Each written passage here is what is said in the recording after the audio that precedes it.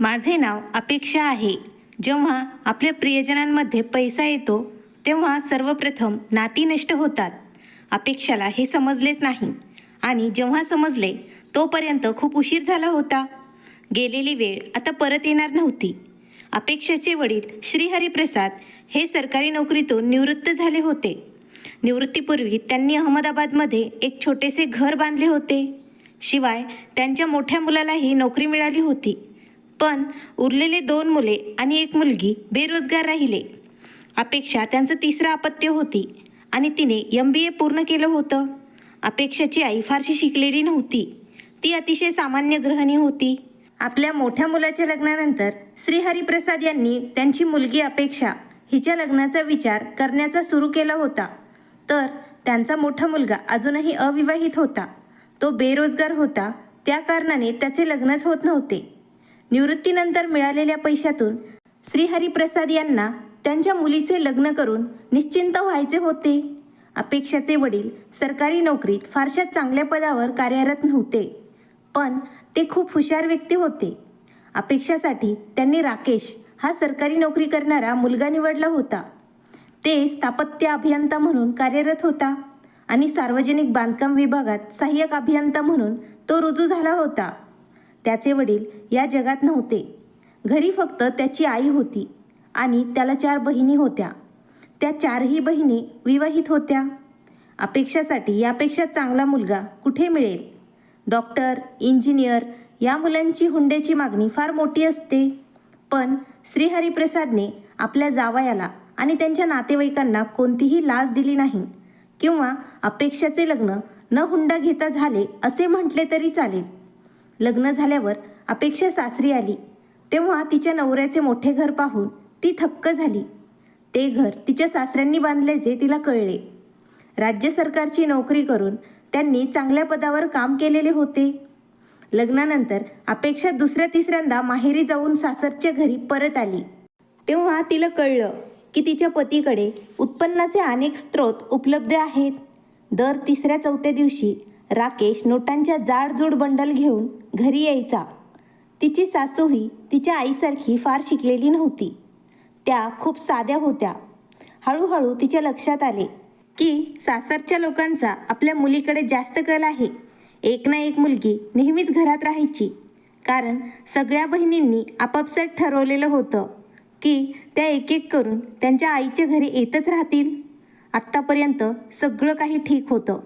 अपेक्षाला तिच्या सासरच्या घरी नणंद येते म्हणून काहीही हरकत नव्हती. पण जेव्हा जेव्हा तिच्या नणंद घरी यायची तेव्हा त्या पैशाची मागणी करायच्या आणि पैसे घेऊन जायच्या. आणि जाताना त्या त्यांच्या आईला म्हणत होत्या, आई, मी फक्त 10-20 हजार घेऊन जात आहे. मुलींना पैसे देताना सासूने मुलींच्या पैशाच्या मागण्या पूर्ण करणे वैध आहे की अवैध याचा विचार सासूने केला नाही. त्यांच्या नंदेचे तसे वागणे चालूच होते. तेव्हा अपेक्षाची नणंद म्हणाली, आई, यावेळी आम्हाला वाटत आहे आम्ही एक छोटीशी खोली बांधून घ्यावी. ते सांगत होते, आमच्याकडे 50,000 रुपये शिल्लक आहेत. आई, तू मला पैशांची काही मदत केलीस तर खोली बांधून तयार होईल. मला माझ्या मुलाचा जूनमध्ये शाळेत प्रवेश घ्यायचा आहे. त्यासाठी काही लाखांचा खर्च मला येणार आहे. आई, कृपया मला मदत कर. घरात AC बसवायचा विचार मी खूप दिवसांपासून करत होते. आई, तू म्हणशील तर मी AC लावेन. आई, नवीन गाडी मार्केटमध्ये आली आहे. त्याची किंमत 8 लाख रुपये आहे. तुझे जावई ती गाडी घ्यायला खूप उत्सुक आहेत. आम्हाला बँकेकडून फायनान्स मिळत असला तरीही 2 लाख रुपये आमच्याच बाजूने आम्हाला भरावे लागतील. आईने पैसे दिले तर आम्हाला काम करता येईल असं सर्वांचं म्हणणं आहे. आणि त्या मुलींची आई इतकी उदार होती की त्यांच्या तोंडातून एकच शब्द बाहेर पडायचा, ठीक आहे, मी तुम्हाला नक्कीच मदत करेन. त्या असं बोलल्या जणू त्यांच्याकडे पैशांचा खजिना पुरलेला आहे. ते खरेही होते.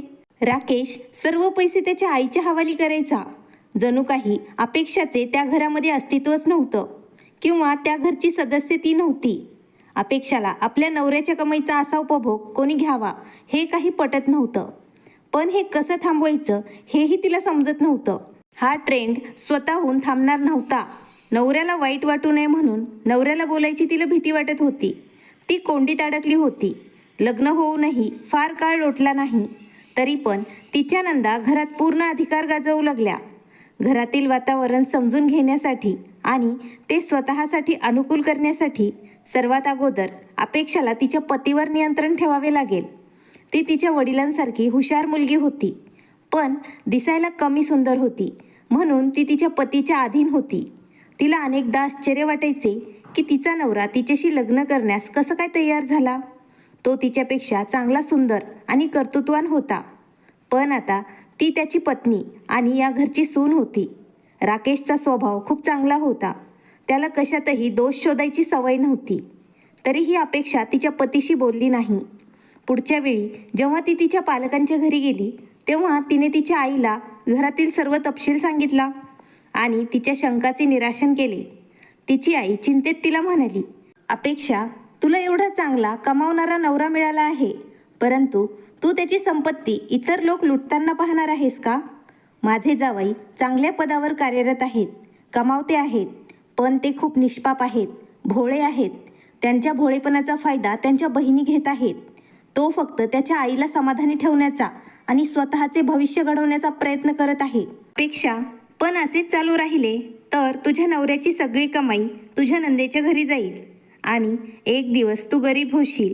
मग मी काय करू? अपेक्षाने नकळत तिच्या आईला चिंतेत विचारले. अगं, तू एक स्त्री आहेस. तू तुझी नारी शक्ती दाखव. तुझ्या नवऱ्यावर तू नियंत्रण ठेव आणि तो जे काही कमवतो ते तू तुझ्या हातात ठेव. ते तू तुझ्या सासूच्या हातात जाऊ देऊ नकोस, नाहीतर सर्व आयुष्याची कमाई पाण्यासारखी वाहून जाईल. अपेक्षा म्हणाली, आई, हे मी कसे नियंत्रित करू? तू विवाहित आहे, तू तुझ्या पतीसोबत राहत आहे. तुझ्या नवऱ्यावर नियंत्रण कसे ठेवायचे हे तुला अजून मलाच सांगावे लागेल का? अगं, 2 दिवस त्याच्यापासून दूर राहा. जेव्हा तो जवळ येण्याचा तुझा प्रयत्न करेल तेव्हा उदास चेहरा कर आणि त्याच्यापासून तू दूर जा. रात्रीच्या वेळी त्याला तू विश्वासात घेऊन सर्व काही समजावून सांग. जेव्हा तो अधीर होईल तेव्हा त्याला हवं ते दे. अपेक्षा हळूच लाजून हसली आणि चेहरा दुसरीकडे तिने वळवला. यावेळी माहेरच्या घरी गेल्यावर तिला तिच्या आईकडून खूप काही शिकायला मिळाले होते. तिचा दृष्टिकोन आता पूर्णपणे बदलला होता. ती तिच्या नवऱ्याशी बोलायची, पण तिच्या चेहऱ्यावरून हास्य नाहीसे झाले होते आणि तिचा आवाज कडक झाला होता. पती राकेशला कामाच्या व्यस्ततेमुळे ते काही जाणवले नाही, पण रात्री जेव्हा त्याने तिला आपल्या मिठीत घेण्याचा प्रयत्न केला तेव्हा ती दूर गेली. राकेशला आश्चर्य वाटले. पलंगाच्या काठावर पडलेल्या अपेक्षाकडे तो क्षणभर बघतच राहिला. तिने दुसरीकडे तोंड करून त्याला वळवण्याचा खूप प्रयत्न केला, पण अपेक्षाचे शरीर बेडच्या काठाला थरथरत होते. जणू अपेक्षा घाबरत होती. एखाद्या गोष्टीबद्दल तिला भीती वाटत आहे असे त्याला वाटत होते.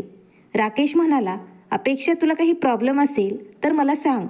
त्याने तिला त्याच्याकडे ओढले, परंतु अपेक्षा तिच्या आईने सांगितले त्याप्रमाणे अभिनय करत होती.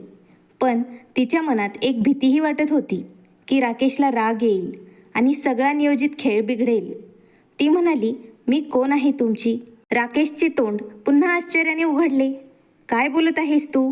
मला तुझे कोडे काही कळत नाही आहेत.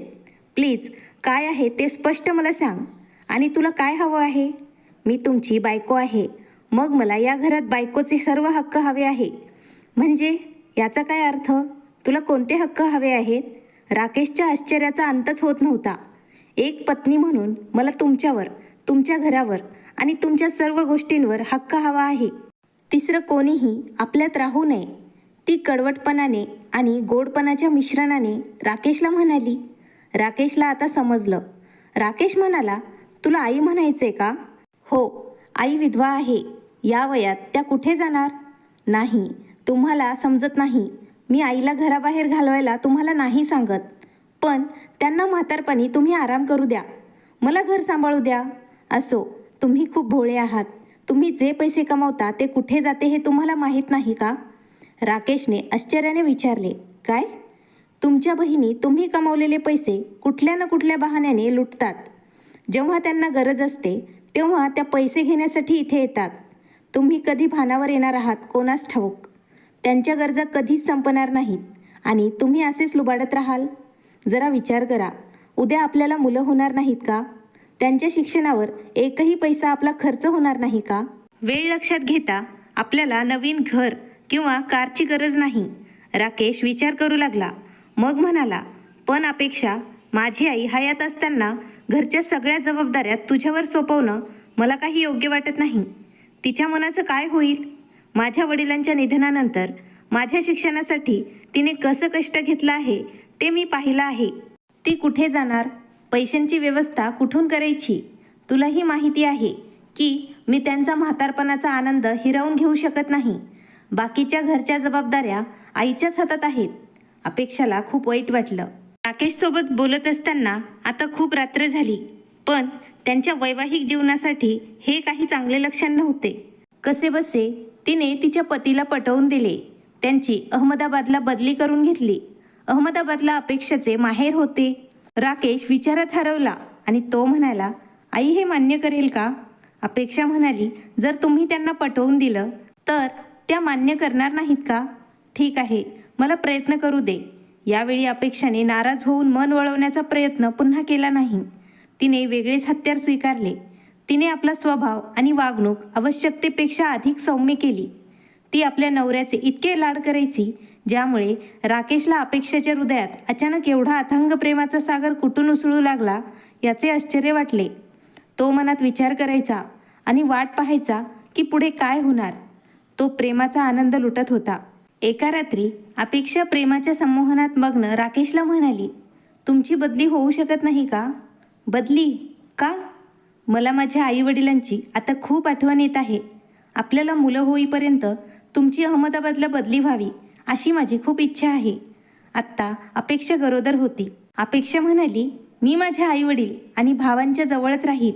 पुढे काय होते ते पाहायचे आहे. तुम्ही अहमदाबादला सतत जातीत राहता हे कमी आहे का? जेव्हा कोणासोबत जाणे आणि राहणे यात फरक असतो. तुम्ही माझ्यासाठी एवढं करू शकत नाहीत का? शेवटी आयुष्यभर आपल्याला एकत्र राहायचे आहे. एकमेकांच्या इच्छेचा आपण आदर करणे हे आपले कर्तव्य आहे. राकेश म्हणाला, पण आई कुठे राहणार? तुम्ही आईची काळजी का करत आहात?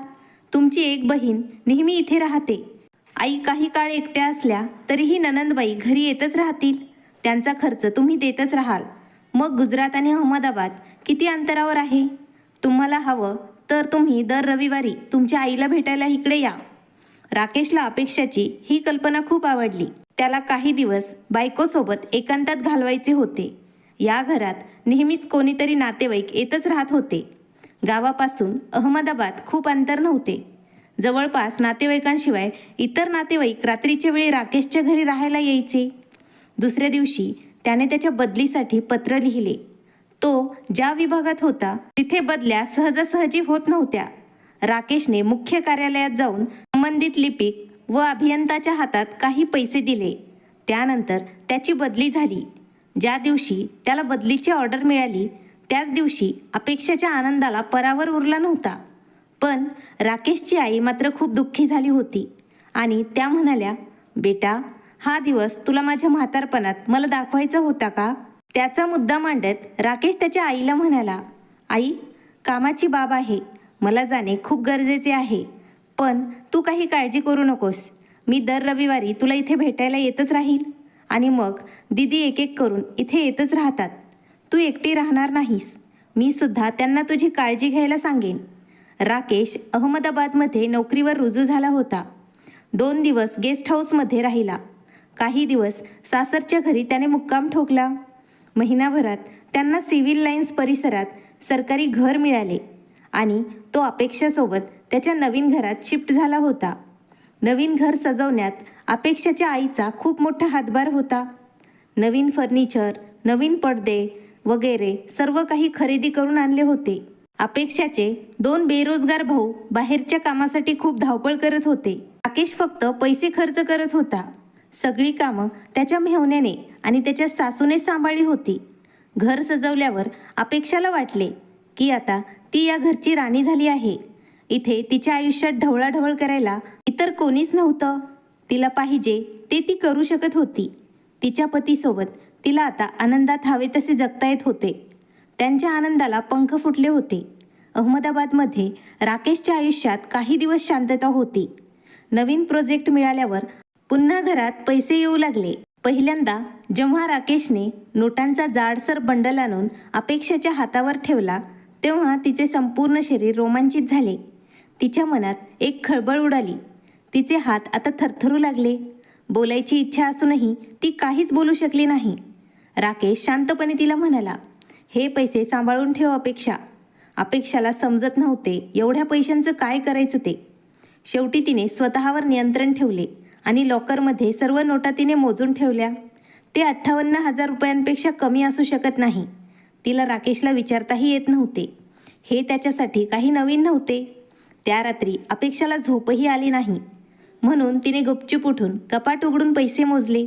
अनेक वेळा मोजलेली एकूण संख्या 70,000 रुपये होती. ती चकित झाली. इतके पैसे तिने आयुष्यात कधीच पाहिले नव्हते. रात्री अनेक वेळा उठून तिने पैसे मोजले. तिला वाटत होते जणू ती एखाद्या साम्राज्याची राणी झाली आहे. हे जग तिला खूप छोटं वाटायला लागलं होतं. पैसे नियमित येत होते. कपाटाचे लॉकर भरल्यावर ती सुटकेसमध्ये पैसे ठेवू लागली. कधी कधी मला प्रश्न पडतो, एवढ्या पैशांची किंमत आहे का? ती एवढ्या पैशांचं काय करणार? इतके पैसे घरी ठेवणेही धोक्यापासून कमी नव्हते. चोरीच्या घटना घडतील या संशयाबरोबरच मनात एक अनिच्छाही आहे. का मन भीतीने घाबरत होतं. एके दिवशी तिने तिच्या नवऱ्याला विचारले, घरात इतके पैसे पडून आहेत, त्याचे आपण काय करणार? राकेश सहज म्हणाला, तू ते पैसे दागिने, कपडे यावर खर्च कर. जर जास्त असतील तर पैसे तू कुठेतरी गुंतवायचा विचार कर. दुसऱ्या दिवशी अपेक्षा तिच्या आईकडे गेली. म्हणाली, आई तू माझ्याबरोबर ज्वेलर्सकडे येशील का? का नाही येणार अपेक्षा? तिच्या आईने लगेच होकार दिला. मग दोघीही बाजारात गेल्या आणि स्वतःसाठी काही हजार रुपयांचे दागिने आणले. त्यानंतरही तिच्या पर्समध्ये काही हजार रुपये शिल्लक राहिले. आईने हळूच अपेक्षाला विचारले, बेटा जावाई बापू भरपूर कमवता? हो, अपेक्षाने थोडक्यात उत्तर दिले. म्हणजे अपेक्षा तू आता आमची पण काळजी घे. तुझ्या लग्नात तुझ्या वडिलांचे सगळे पैसे खर्च झाले. आता त्यांचे हात रिकामे आहे. आमचे 2 मुलं बेरोजगार घरात बसून आहे. घर खर्च चालवणे अवघड झाले आहे. तुझ्या वडिलांच्या पेन्शनचा काय अर्थ आहे? ते नाहीच जमा आहे. तुला आपल्या घरची अवस्था माहिती आहे का? पैसे बचत केले तर मी धन्य होईल. अपेक्षा आईचे बोलणे लक्षपूर्वक ऐकत होती. तिला वाटले तिची आई बरोबर बोलत आहे. वडिलांच्या कमाईत काय फायदा होऊ शकतो? त्यांना अजून इतका जीवनाचा अनुभव नाही. हो, पण जर आई म्हणत असेल तर ती खरं बोलत असावी. तिने विचारले, आई तुला काही हवे असेल तर मला सांग. आईने लहान मुलासारखं फ्लर्ट केलं. तुला हवं असेल तर मला आत्ता तू एक अंगठी घे. मग मी नंतर काहीतरी घेण्याचा विचार करेल. अपेक्षाने लगेच तिच्या आईसाठी सोन्याची अंगठी घेतली. तिने स्वतःसाठी काही दागिने बनवून आणले. तिने तिच्या वडिलांसाठी एक गळ्यातील लॉकेट पण घेतले. अपेक्षाच्या भावांना जेव्हा त्याच्या बहिणीच्या ऐश्वर्याची कल्पना झाली तेव्हा तेही अपेक्षाच्या मागे पुढे करू लागले. अपेक्षाकडे पैसे खूप होते. काही दिवसांनी अपेक्षाकडे इतके पैसे होते की त्यांच्याकडे आयुष्यातील इतर सुखसोयींबद्दलची ओढ कमी झाली होती. पण आज तिला त्यांची स्वतःची गाडी असती तर बरे झाले असते असे वाटले. एके दिवशी अपेक्षा निरागसपणे म्हणाली, राकेश आपण कार खरेदी करूया. अशी राकेशकडे तिने इच्छा व्यक्त केली. तेव्हा तो म्हणाला, कारची किंमत काही लाख असेल. एवढे पैसे घरात ठेवले आहेस का मूर्ख? हे माझ्या पगाराचे पैसे नाहीत. तू गाडी खरेदी करताच आयकर विभागाचे लोक शिंकत घरी येतील.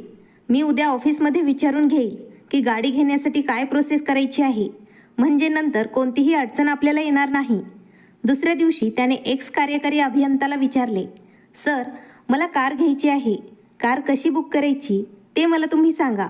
तुमच्याकडे पैसे आहेत, ते पैसे व्हाईट मनी आहेत का? राकेश म्हणाला, ते कसे करायचे? अजून मला समजले नाही. तुम्ही ते सगळे पैसे घरी ठेवलेत का? हो. राकेश मूर्खासारखं डोकं हलवत म्हणाला, नाही, त्याचे बहुतेक पैसे त्याच्या बहिणी, बायको, भाऊ आणि सासरच्या मंडळींनी लुटले आहेत. तेव्हा तो अधिकारी म्हणाला, मूर्ख राकेश, एक दिवस मरशील. आजकाल भ्रष्टाचार विरोधी काही दक्षता विभागातील लोक खूप सक्रिय आहेत. जर कोणी तक्रार केली तर ठीक आहे, मी तुम्हाला सीएचा नंबर देईल. त्याच्याशी तुम्ही बोला आणि त्याच्या ऑफिसमध्ये जा. लक्षात ठेवा, फोनवर त्याच्याशी तुम्ही बोलू नका. फक्त त्याच्या ऑफिसमध्ये जाऊन बोला. दुसऱ्याच दिवशी राकेश सीएच्या ऑफिसमध्ये पोहोचला.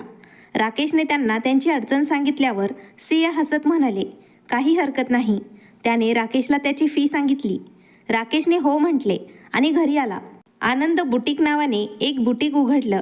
आनंद हे बुटीक गेल्या 3 वर्षांपासून चालत होतं आणि त्यांना 3ऱ्या वर्षी बनावट बिलावर आयकर भरावा लागत होता असे त्या सीएने सांगितले.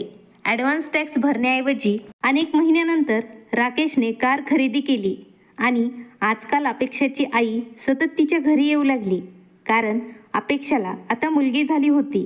त्या बाळाला आंघोळ घालण्यासाठी आणि तिचे पालनपोषण कसे करावे हे अपेक्षाला सांगण्यासाठी यायच्या. दरम्यान अपेक्षाच्या लहान भावाला सरकारी नोकरी मिळाल्याची चर्चा होती. तेव्हा अपेक्षाच्या आईने तिला लाख रुपयांची मागणी केली होती. तिच्या आईने अपेक्षाला खडसावले. अपेक्षा, तुझ्या भावाच्या आयुष्याचा प्रश्न आहे.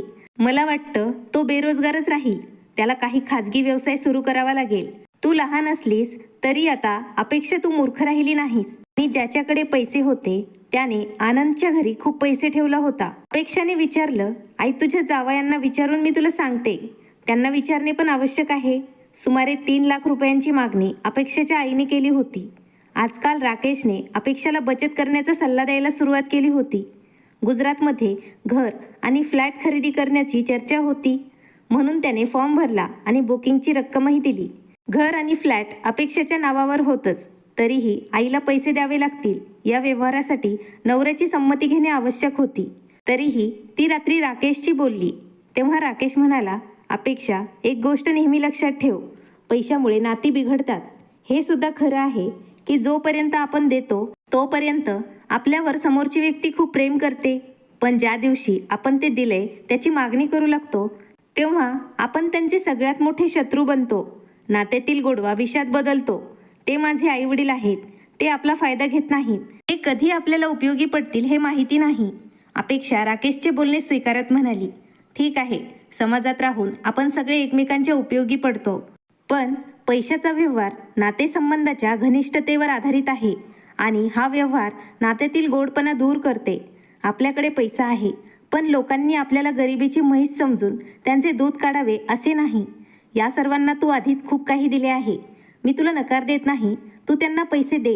हा तुझ्या भावाच्या भविष्याचा प्रश्न आहे, पण ज्या दिवशी तू त्यांची मुलगी असूनही त्यांच्याकडून हेच पैसे परत मागशील तेव्हा तूच त्यांची सर्वात मोठी शत्रू होशील. अपेक्षा म्हणाली, मला वाटत नाही की असे काही होईल. राकेश हसला, तू बघ, एक दिवस असंच काहीतरी घडेल. बरं, मग बघू, जेव्हाचे तेव्हा. आत्ता मला 3 लाख रुपये द्या. अपेक्षा, पैसे माझ्याकडे नाहीत, तुझ्याकडेच पैसे आहेत. तो टाळाटाळ करत अपेक्षाला म्हणाला आणि बाजूला झाला. 3 लाख रुपये देऊन अपेक्षाने तिच्या धाकट्या भावाला नोकरी मिळवून दिली, पण तिचा मोठा भाऊ अजूनही बेरोजगार बसला होता. त्यांच्या आईवडिलांच्या चिंतेचे सर्वात मोठे कारण म्हणजे त्याचे वय खूप झाले होते. आता तो एकतर खाजगी नोकरी करतो किंवा स्वतःचा व्यवसाय करतो. त्याला काय करायचे आहे हे काही दिवसांनी कळले. एके दिवशी पहाटे अपेक्षाची आई परत तिच्या घरी आली. अपेक्षाची मुलगी आता जवळपास 1 वर्षाची झाली होती. तिचा पहिला वाढदिवस काही दिवसांनी येणार होता. अपेक्षाची आई त्या दिवशी सोनूवर खूप प्रेम करत होती. मग राकेश ऑफिसला गेल्यावर ती अपेक्षाला म्हणाली, अपेक्षा, खूप महत्त्वाचं काम आहे तुझ्याकडे. सांगताना मला संकोच वाटतो, पण सांगितल्याशिवाय माझे हे काम होणार नाही. जावई असेच कमवत राहू दे, तुझे घर असेच धनधान्याने भरलेले राहू दे, तुझ्या तोंडात चांदीचा चमचा असाच राहू दे. आणि डोकं टेकवत ती म्हणाली, मुली, आपल्या मुलांसाठी आईवडिलांना कोणाच्याही समोर हात पसरावे लागतात.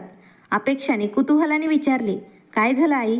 आता काय सांगू, प्रवीणचे घरात निष्क्रिय बसणे योग्य नाही. तो 30 वर्षांचा झाला आहे. मला त्याचं लग्न करायचं आहे, पण कोणता बाप आपल्या मुलीचा हात एका निरुपयोगी बेकार मुलाच्या हातात देईल? प्रवीण अपेक्षाचा मोठा भाऊ आहे. मग तू त्याचं लग्न करणार आहेस का? नाही, मी त्याच्या कामाबद्दल तुझ्यासोबत बोलत होते. तो काही करत नाही. त्याचे लग्न कसे होणार? आमच्या घराशेजारी एक रिकामे दुकान आहे, त्याच्यासाठी किराणा दुकान उघडण्याचा मी विचार करत आहे, म्हणून तुला हे सांगायला मी आले आहे. अपेक्षा आनंदाने म्हणाली, आई, खूप चांगला विचार आहे, परंतु अपेक्षा, ते दुकान टाकणे इतके पैसे आमच्याकडे नाहीत. कृपया आम्हाला मदत कर. आम्हाला तू 10 लाखांची मदत कर. हा शब्द ऐकून अपेक्षाचा आवाजच बंद झाला. जणू काही ते 10 लाख रुपये खूप कमी रक्कम आहे असे तिच्या आईला वाटत होते.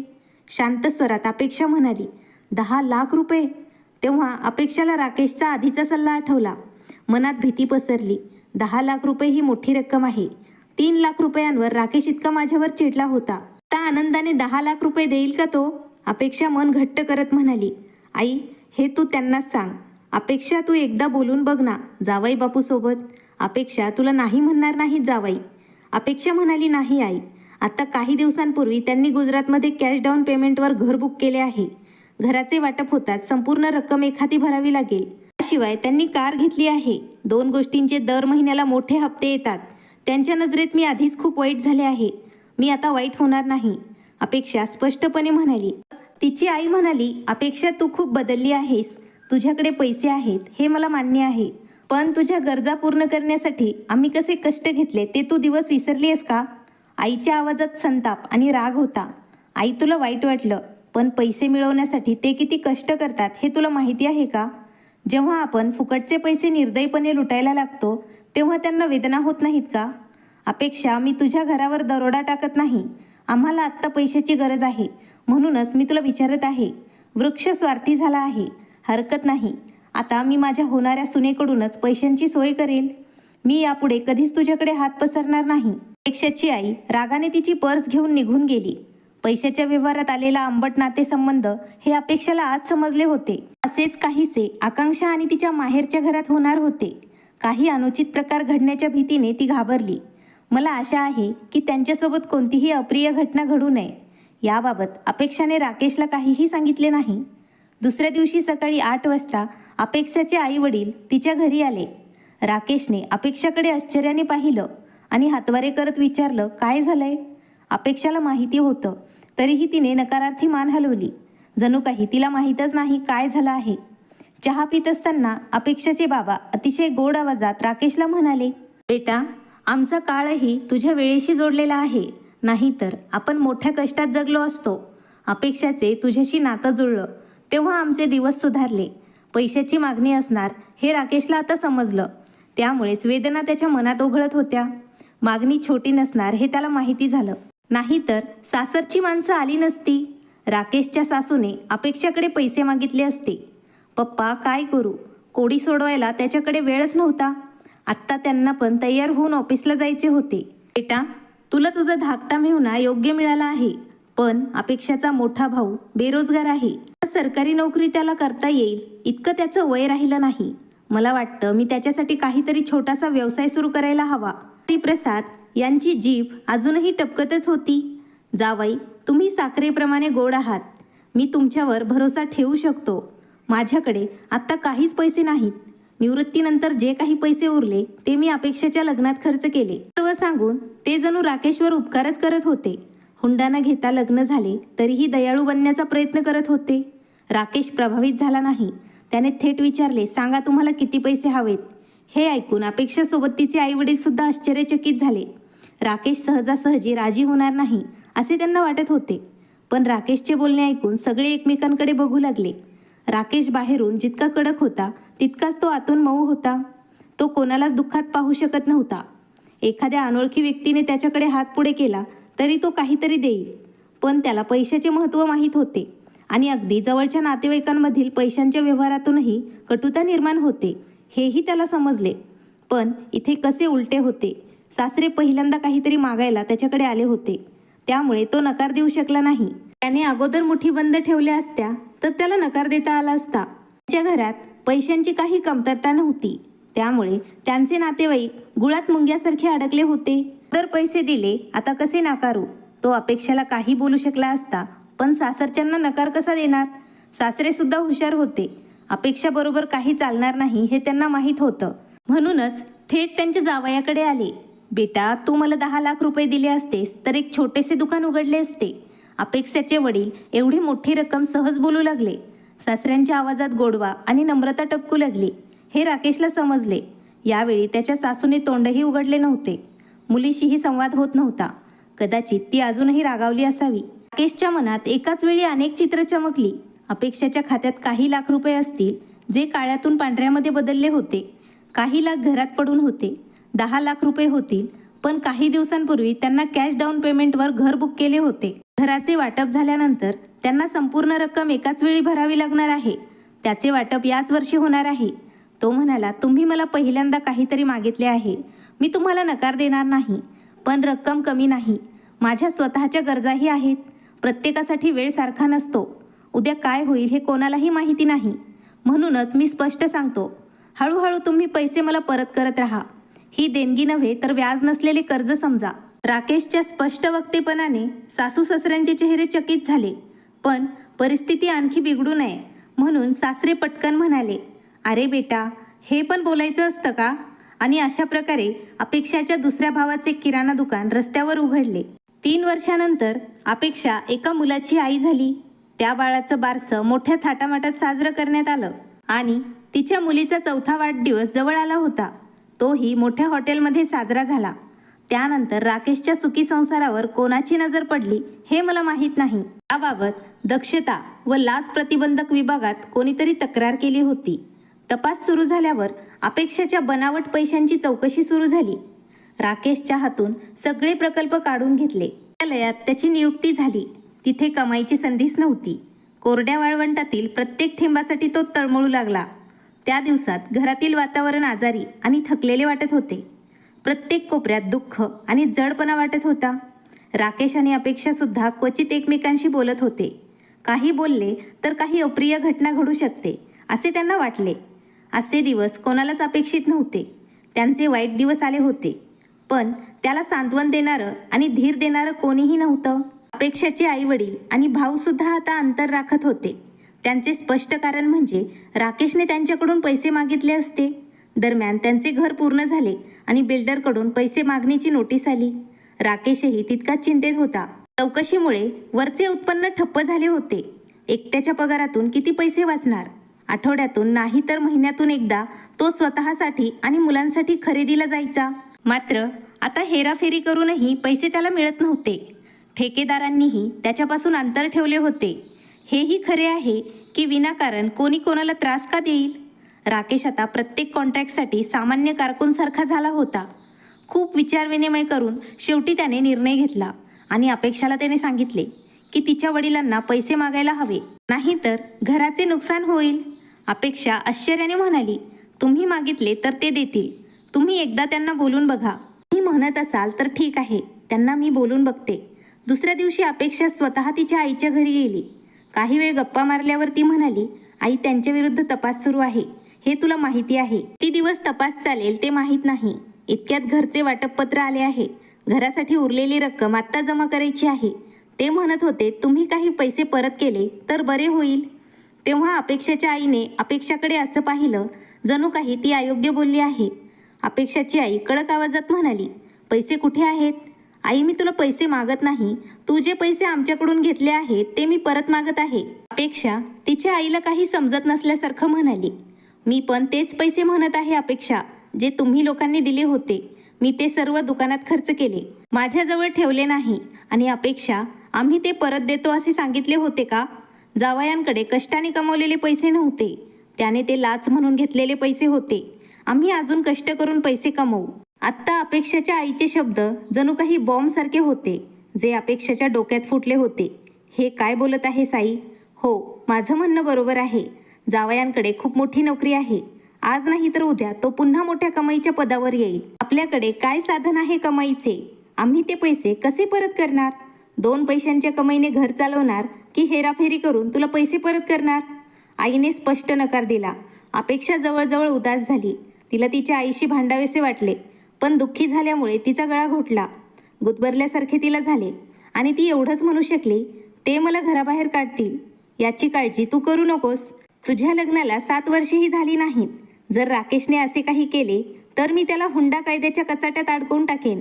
तू असं करणार का? अपेक्षाने आश्चर्याने विचारलं. हो, मी असंच करणार आहे.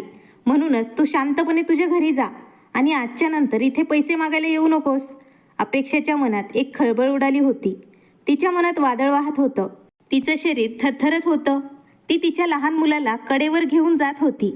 जेव्हा ती घरी पोहोचली तेव्हा ती निर्जीन वाळवंटात पडली असे तिला वाटत होते आणि मोठ्या कष्टाने ती घरी पोहोचली होती. राकेशने विचारले तेव्हा अपेक्षाने नवऱ्याच्या चेहऱ्याकडे पाहिलं. तो खूप निरागस आणि निराधार दिसत होता. अपेक्षाला त्याची खंत वाटली. तिला त्याला मिठी मारून रडावेसे वाटले, पण ती फक्त एवढंच म्हणू शकली, हो, मला माहिती होतं की हे घडेल. पैसा असा आहे की त्याने नातेसंबंध बिघडू शकतात. पैसा नात्यांना अधिक नष्ट करतो हे मी तुला नेहमीच सांगितले होते. होय, आज मला समजले आहे की माझे स्वतःचे आईवडील देखील पैशासमोर कसे अनोळखी झाले आहेत. अनोळखी लोक तरी पैसे परत करतात, परंतु त्यांचे स्वतःचे नातेवाईक कधीच पैसे परत करत नाहीत. तेव्हा राकेश आणि अपेक्षाचे डोळे भरून आले. मित्रांनो, वाईट काळात आपण लोकांना निस्वार्थ मदत करतो, पण आपल्या वाईट काळात तेच लोक आपले पैसे परत करत नाही. आपल्याला आपले पैसे भीक मागितल्याप्रमाणे मागावे लागतात. मित्रांनो, कृपया आम्हाला कळवा, तुम्हाला ही कथा कशी वाटली. तुमचे मत कमेंटमध्ये सांगा. कथा आवडल्यास नक्की लाईक, शेअर आणि सबस्क्राईब करायला विसरू नका. धन्यवाद. आभारी आहोत.